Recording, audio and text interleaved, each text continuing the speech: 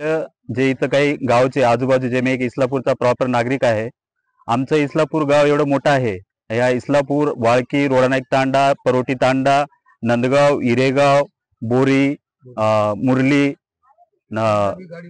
सोंदाबी, हे सगळे आजूबाजूचे असे 15 ते 16 गावं आहेत. त्या गावांना आज फेब्रुवारी महिना चालू आहे. फेब्रुवारी महिन्यातच पाण्याची एवढी टंचाई चालू आहे. हे जे महिला बसलेले आहेत, डोक्यावरती 1-1, 2-2 किलोमीटर जाऊन पाणी आणत आहेत. पियायला पाण्याचा खूप मोठा प्रश्न आहे. या सहस्रकुंड नदीमधून, पैनगंगेमधून इथून 5 ते 6 किलोमीटर जे काही गाव आहेत, त्या गावाला इथून पाईपलाईन केल्या जाते आणि त्या पाईपलाईननं पाणी पुरवल्या जाते. सगळ्यात विशेष बाब म्हणजे इथं आपल्या सहस्रकुंडमध्ये एक गोशाळा आहे.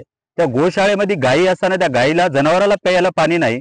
तर मग आपण शासनाला एवढं मागील 2 महिन्यापासून, डिसेंबर पासून जर दखल नाही घेतली, आता तर एक छोटीशी सुरुवात फक्त एका मेसेजवरती या 15 गावांनी जे तयार केलेलं आंदोलन आहे, इथं तुम्ही बघू शकता 200 पेक्षा जास्त लोक जमाले झालेले.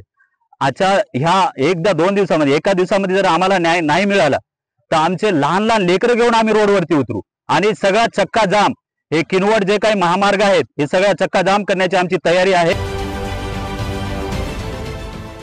देश विदेशातील प्रत्येक घडामोडींचे लाईव्ह अपडेट मिळवण्यासाठी आता साम टीव्हीच्या सर्व सोशल मीडिया प्लॅटफॉर्मला लाईक, फॉलो आणि सबस्क्राईब करा.